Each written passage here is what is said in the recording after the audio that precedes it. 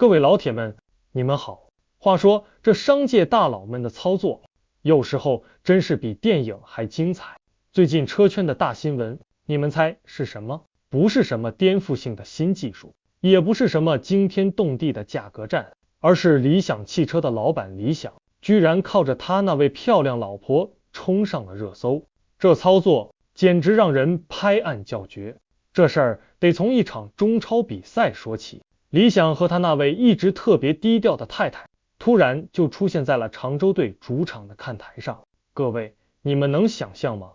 他太太上一次正儿八经的公开露面，那都得追溯到10几年前汽车之家上市敲钟的时候了。那时候的照片，两个人还透着一股青涩。这么多年过去了，人家突然就这么闪亮登场了，穿着一条红色的小短裙，那个背影，说实话，要不是知道底细，你绝对会以为是个20出头的小姑娘，身材火辣，气质绝佳，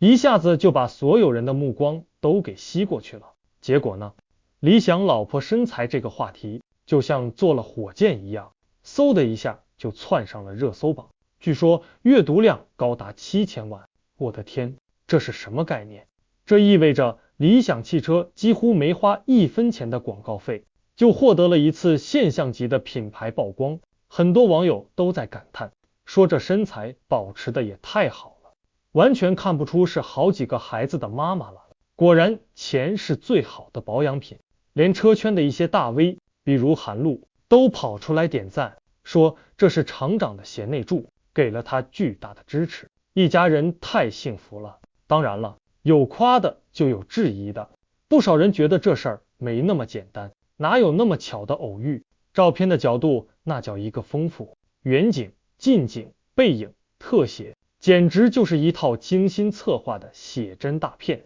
这就像一场无声的电影，每一个镜头都充满了叙事感。再说了，理想自己身上穿的那件球衣也很有讲究，上面写着为理想冲锋，迎回笔画，这不就是明摆着在为自家品牌站台吗？更巧的是，就在那几天，理想还被拍到开着一辆没上牌的银色理想 Mega， 这是一款刚发布不久的大型纯电 SUV， 发布没多久订单就破了2万，所以你看，这事儿串起来一想，就有点意思了。老婆的美貌身材成了引爆话题的导火索，老公穿着自家战袍呐喊助威，座驾又是自家最新的旗舰产品，这一套组合拳打下来，你说这是单纯的家庭出游，还是精心策划的营销事件？我觉得这已经不是一道简单的判断题了。在现在这个流量为王的时代，每一个能被看到的细节都可能是一个价值千金的广告位，尤其是在理想 Mega 面临特斯拉和蔚来双重夹击，舆论环境又不太平，甚至传出被水军，也就是被雇来在网上发布负面评论的人恶意攻击的节骨眼上。这样一波从天而降的热度，简直就是雪中送炭。理想这一招，可以说把家庭的幸福感和个人魅力巧妙地转化成了品牌的商业价值，这旗下的实在是高。说到这儿，我脑子里立马就蹦出另一对了，没错，就是东哥和奶茶妹妹。要说把老板娘打造成公司头号流量密码，也就是能持续带来关注度的秘密武器，刘强东绝对是祖师爷级别的玩家。理想这波操作可以说是学到了东哥的精髓。咱们回想一下，最近京东和美团、饿了么打得不可开交，外卖大战的硝烟弥漫。与此同时，大家发现没有，章泽天，也就是咱们说的奶茶妹妹，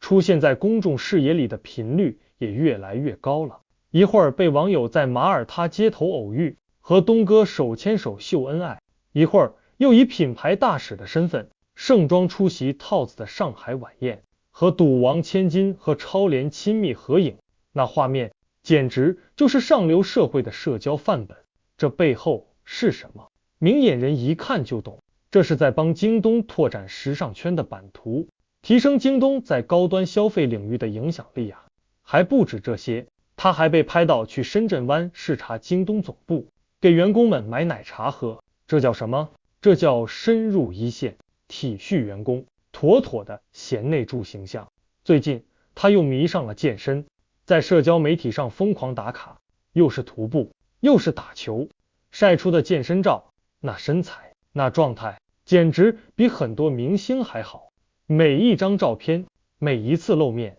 都像是一次精准的广告投放，既展示了他个人的魅力，又潜移默化地提升了京东的品牌形象。咱们把时间线拉回到10几年前，刘强东和章泽天的恋情曝光，一个是大自己19岁的商界大佬，一个是凭借一张手捧奶茶的照片火遍全网的清华校花。这段恋情本身就充满了戏剧性，瞬间引爆了全网的讨论。当时刘强东一句小天是我见过最单纯善良的人，更是把这种关注度推向了顶峰。结果是什么？当周京东的搜索量暴涨3倍， APP 下载量激增。你说巧不巧？京东的生鲜频道恰好就在那个时候上线。从那以后，章泽天就和京东深度绑定了。婚礼之后，京东立马推出老板娘同款，销售额直接翻倍。刘强东还让他担任京东公益基金会的荣誉理事长，